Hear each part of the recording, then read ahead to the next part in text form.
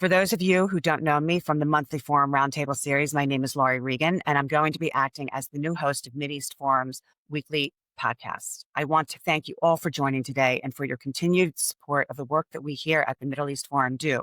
We couldn't do it without you, and we consider our supporters an integral part of our successes and achievements. I'm pleased to be joined this afternoon by Sirwan Kajjo, who is a journalist and researcher specializing in Kurdish politics, Islamic militancy, and Syrian affairs, and who is joining us today to discuss Syria, the Syrian Democratic Forces, and what comes next. Sirwan will speak for about 15 minutes, followed by a 15-minute Q&A session. So if you'd like to ask a question, please feel free to use the Q&A or the chat function at the bottom of your screens to enter your submission, and we'll do our best to get to as many of your questions as possible. I did want to ask for your patience as we continue our transition to a new streaming platform. There may be a few glitches initially, so we thank you in advance for your understanding.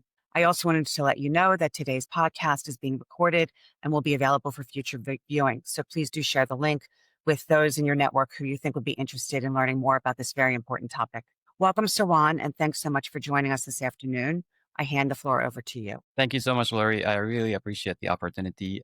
So I thought I would start with some background to help the viewers contextualize what we're about to talk about in the context of Syria post-Assad. Back in March 25, few months after the collapse of the Bashar al-Assad regime and the two major political powerhouses, basically, Hayat Tahrir al-Sham group that took over Damascus, and the Syrian Democratic Forces, the Kurdish-led U.S.-backed forces that are control of much of northeast Syria, and one third of Syria, decided to come together and sign a deal that will eventually lead to the integration of the northeast into the new Syrian state, the new post-Assad state that is still being formed. Part of the agreement was for these U.S. trained and equipped forces to be part of the defense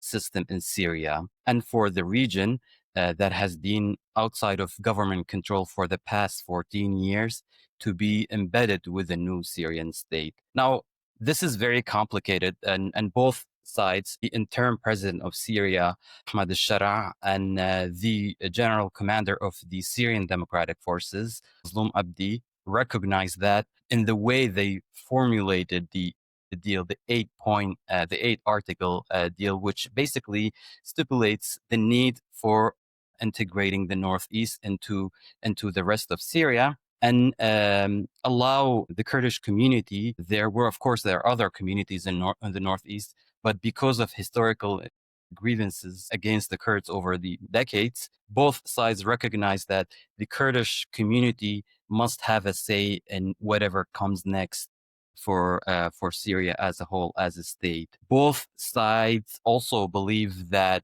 there should be only one military in Syria, and administratively there should be a level of presence by the central government and the Kurdish dominated northeast. Of course, like everything else in Syria and the rest of the Middle East, it's easier said than done. There have been multiple meetings since that March 10th agreement between the two leaders. Until this point, there's been clashes between forces affiliated with either side, and there have been also some milestones achieved as part of this agreement.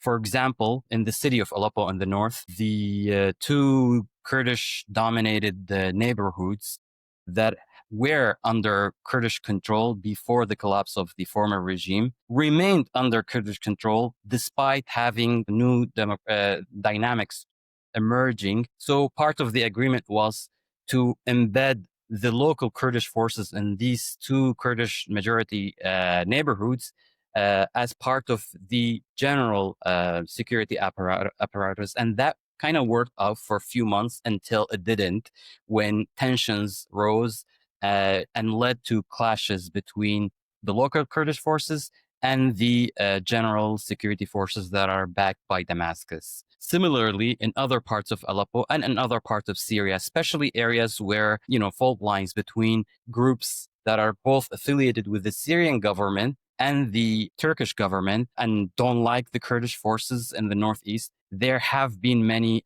clashes over the past few months simply because Damascus has no control over all of its forces, which is part of the problem. From a Kurdish perspective, the Damascus government has not demonstrated any willingness to exercise its authority over all parts of Syria. And the SDF, the Syrian Democratic Forces' argument is that we can't go on with the negotiation while Damascus still has no capacity to control all of its patchwork of former jihadist factions, Islamist, Turkish backed groups under its control. So in a sense, the Kurds are telling Damascus, we can't agree on everything at its face because you still haven't been able to work out your own problems with these different militias elsewhere in Syria. On the other hand, from a Damascus perspective, they say that the Kurds are trying to postpone and delay and find every excuse not to execute the articles of this March agreement because they hope that there will be a new situation in Syria, especially with tensions rising between the Druze and the Damascus government, or the Alawites and the coastal region and Damascus, that might lead to something different without having the Kurds making any concessions, both militarily and politically. So right as of now, there has been ongoing negotiations between subcommittees that were formed as part of the March agreement between the two sides. But so far, there hasn't been any substantial outcomes as a result of those negotiations. We can talk more about this, of course, obviously, Lauri, but this is where things are in terms of the state of negotiations between the Kurds in the Northeast and the Damascus government. Thank you very much for that brief summary. I've got some questions of my own. The audience should feel free to submit any questions in the chat function at the bottom of your screen. But in the meantime, I'll take the liberty of asking the first question. On Friday, Sirwan, there was a front page Wall Street Journal report discussing the reemergence of the Islamic State in Syria due to the void left by the U.S. and the collapse of the Assad regime, as you've mentioned. According to the SDF, there were 117 Islamic State attacks in northeast Syria through the end of August, and they have also planned attacks in the capital. What is the impact of this on these current negotiations and the situation more broadly? And where do the Kurds come into this? This is an excellent question. Thank you so much. A lot of people tend to forget that ISIS is still a major threat, not only in Syria, but also in Iraq and the broader region. ISIS has been defeated militarily and territorially in both countries, thanks to the US support to the Kurdish forces in Iraq and Syria, and also the Iraqi forces, the Iraqi military in Iraq. But the threat of ISIS as an insurgent group has only grown over the past few years, definitely with the collapse of the Syrian regime, because the Syrian regime and its Russian backers had their own kind of counterinsurgency, counterterrorism, measures against the Islamic State, ISIS. But with that absence and the fact that the new Syrian government comes from an Islamist background, many elements of this new regime come from ISIS itself and Al Qaeda and former other jihadist groups, makes it really problematic for efforts to counter ISIS, especially in Syria. The U.S., which plays an important role of mediation between the Syrian government and the Kurds, hope that with this integration, the Syrian regime will benefit from the capabilities that the Kurdish forces have developed over the years with training and equipment and all kind of military support from the United States-led coalition. And I think that's crucial. The hope that the U.S. wants to see a unified military in Syria to a certain degree with a growing Kurdish involvement in military affairs in Damascus will give the partnership an edge over not only ISIS, but other extremist elements that might exploit the current security and political vacuum in Syria, especially in the central part of the country. And this is where ISIS over the past few years has expanded its presence. Of course, there are many political tensions between the two sides, but the U.S. really hopes that it can translate this partnership with the SDF into something more formal, from a relationship with a non-state actor like the SDF to a state actor like the Syrian government, but only if the Kurds are involved, because they do believe that the current Syrian military that is under Damascus control does not have the political will and the military capabilities to counter ISIS throughout the country. So the US really genuinely wants the SDF to integrate for that purpose, because counterterrorism and countering ISIS still remains a number one US priority in the context of Syria. Thank you, Sirwan. Anaf Kalam has submitted a question and asked if you would speak about the situation with the Druze in Sweden.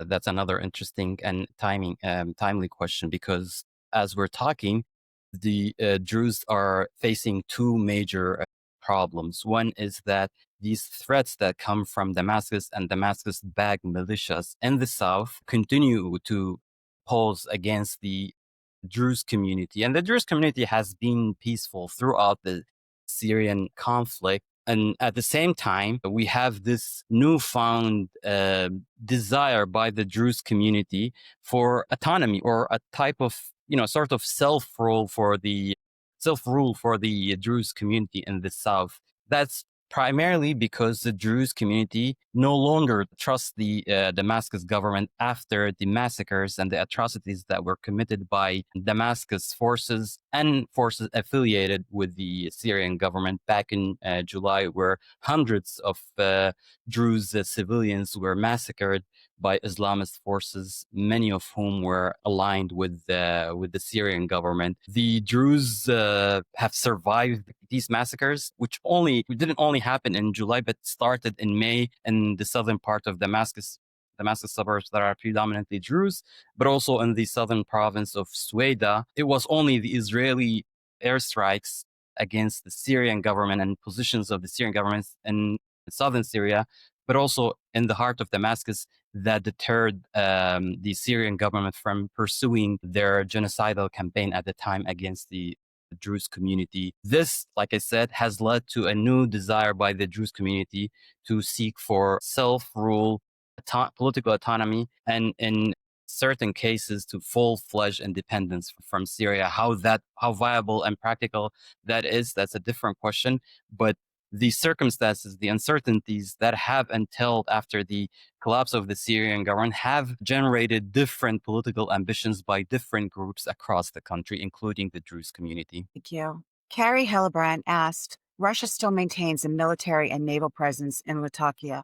What do you see as the degree of Russian military influence going forward? Great question. As a matter of fact, Russia is returning to Syria. And I just wrote a piece for the Middle East Forum, Middle East Observer, which should be up soon, about how the Syrian government, unlike what many in the West initially hoped, that the new Syrian government would be aligned with the West and Western interests in the Middle East, is now slowly going back to the Russian camp.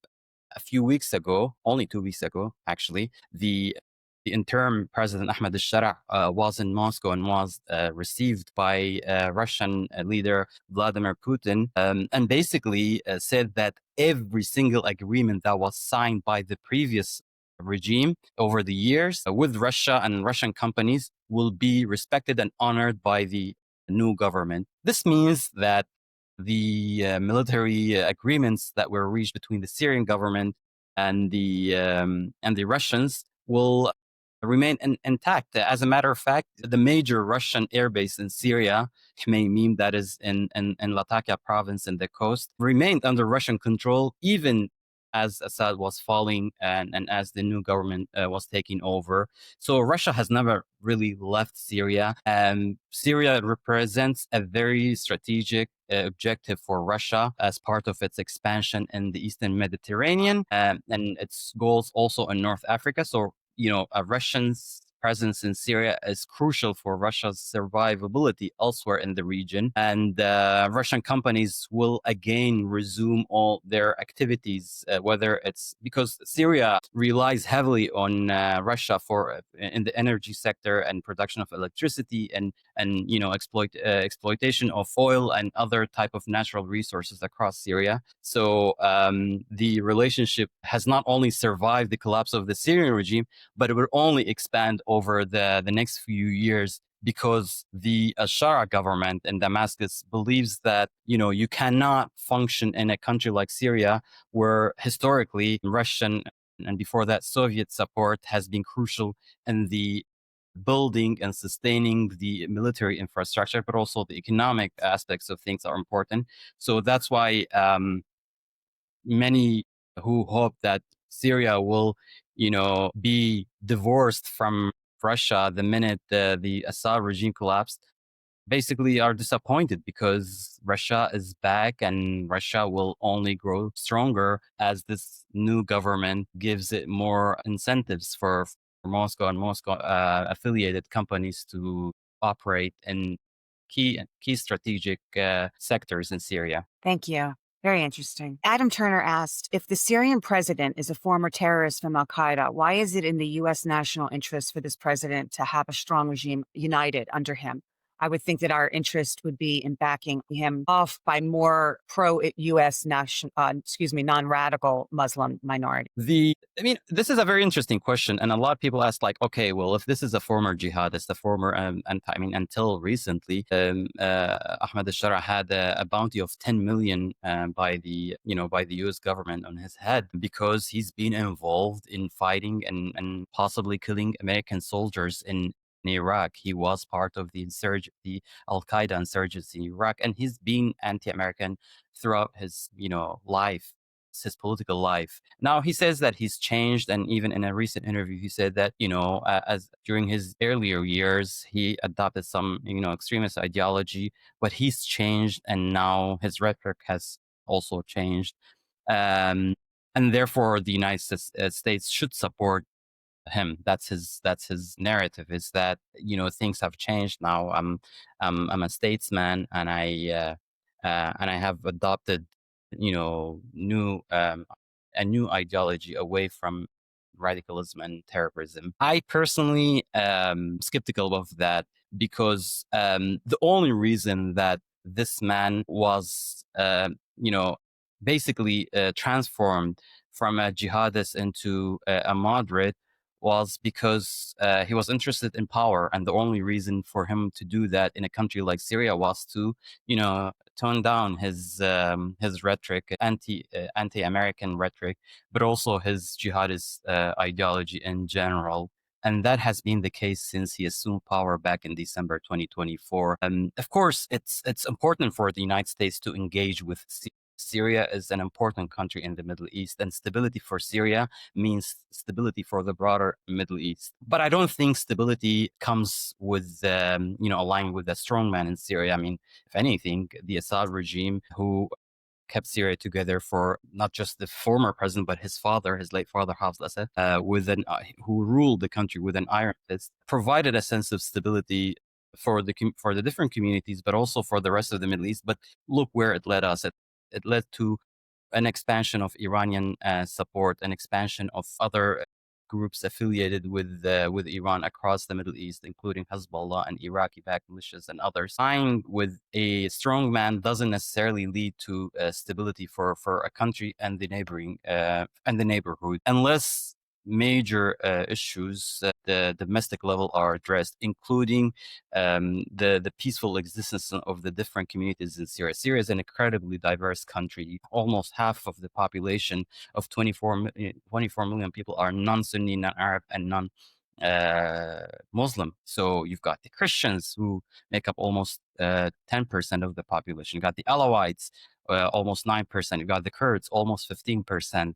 The Druze, 3%. So it's an incredibly diverse society, and you can't just ignore the complexity of the Syrian, without addressing those. I think, any arrangement with the Damascus government will not be sustainable. I think for the U.S. and for U.S. partners in the region and elsewhere, to have a stable Syria, they should focus more on bringing good governance for Syria and trying to make sure that the next system that will replace the Assad regime will be one that includes all components, all segments of Syrian society. Because if the civil war in the past 13, 14 years showed us anything, it's that, you can't sideline any group in the Syrian context without risking a new conflict, especially as more and more communities in Syria are aware of the dangers of the rise of Islamism and Islamist power in Damascus. So, on the flip side of that, Erit Burke asked, why do the Kurds want to be included in Syria rather than independence? Well, unfortunately, the situation for the Kurds is always tied to regional and external factors. Turkey, which has a population of 20 million Kurds, is always concerned about the potential of a Kurdish nation elsewhere in the Middle East. Turkey was very opposed to Kurdish independence in Iraq back in 2015, and Turkey fought that and threatened the regional government in Kurdistan, in Iraqi Kurdistan.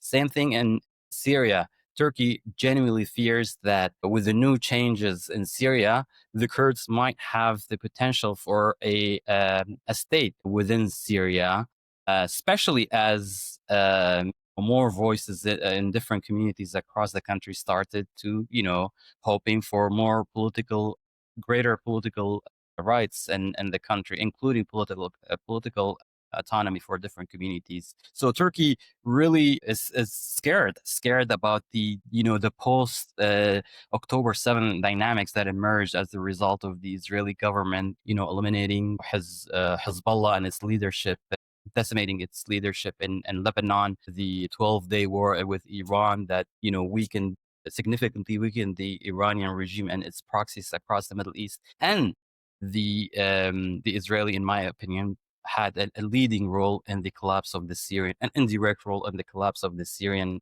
regime back in December. These new changes really scared the Turks that this could only empower the Kurdish entity in Syria. So they kept pressuring both the United States, because let's not forget, Turkey is also a NATO ally and has a lot of leverage on the United States and on different those states, the region. And also pressure the Gulf countries, the Saudis, the Qataris, the Emiratis, and of course the Syrian government in Damascus to, pressure the Kurds into accepting something, a sort of deal with the Damascus government, something that might lead to some level of, local autonomy for the Kurds, but nothing that will expand beyond political autonomy that the Kurds have historically demanded in Syria. Why the Kurds want a deal with Damascus? The simple question would be to survive in this very hostile neighborhood, because anything greater than a deal with Damascus would risk them being targeted militarily by the Turks. Let's also not forget that Turkey occupies several important enclaves in Kurdish enclaves in north and northwest Syria.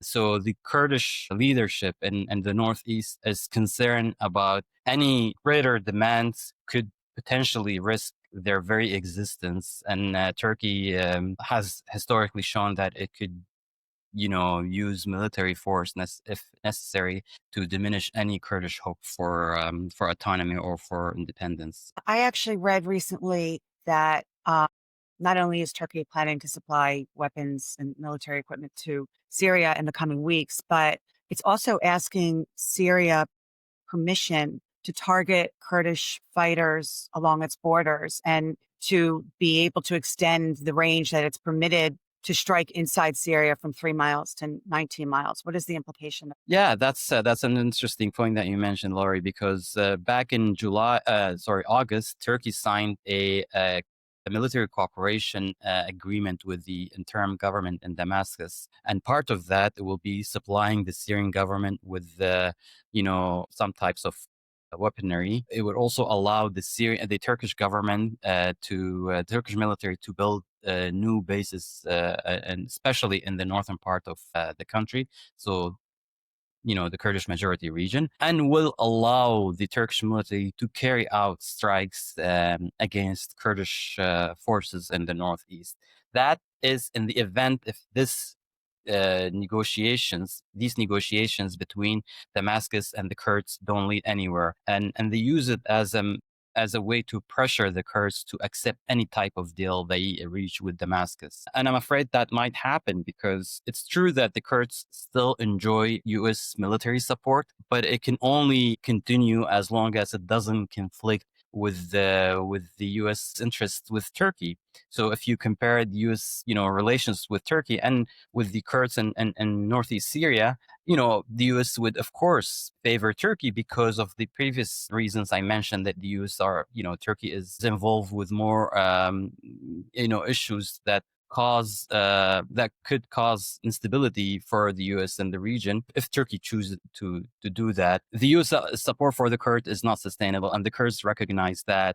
So they are really cornered. We either accept a deal with Damascus, and they might get something substantial, or we will face, risk facing, unintended consequences by a Turkish military that is willing to, violate many international, treaties, including those signed with Syria, but only in a formalized way now that they have a friendly government in Damascus to go after the Syrian Kurds. And so Turkey is investing heavily in trying to turn Syria into a backyard for decades to come. Thank you, Sirwan. So our time is winding down, but I do want to end with a question that someone posed and that has been on my mind as well, which is, to what degree does Israel maintain discrete contacts with the regime? And I would add, do you see that Syria would eventually join the Abraham Accords? If you could answer that in a minute or so. Yeah, I think, Israel I don't think is interested in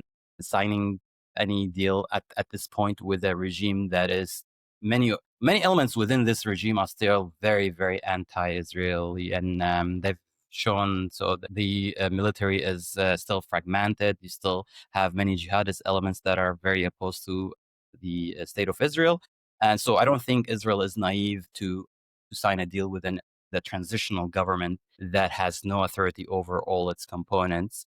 From a Syrian perspective, what they want to get out of these, U.S. mediated talks with the Israelis, a type of security arrangement that will limit Israeli operations in the south, and they'll be happy. The new government will be happy to sign anything as long as it remains in power during this precarious period. So I don't think at any point in the near future, Syria will be ready to sign a peace deal with Israel as part of the broader Abraham Accords. But I also don't think the Israelis are willing to risk that during a very politically volatile transition in Syria. So I rule it out for the next few years. Thank you so much for joining us this afternoon. We've reached the end of the podcast. And before we go, is there a place that our listeners could follow your work? I know you said you publish obviously at the Middle East Forums, Observer. Where else should people follow you? Yeah, well, I tweet on Sirwan Kajjo, so that's on X. But most of my writings nowadays will be found on Middle East Forum. Terrific. I hope everybody can join us on Wednesday at 3 p.m. for our Israel Insider podcast with Ashley Perry. He always provides important insights into weekly events happening in Israel. So I hope to see you then. As always, we thank you all again for your viewership, participation, and support. I wish everybody a great day, and thank you again, Sirwan. Thank you.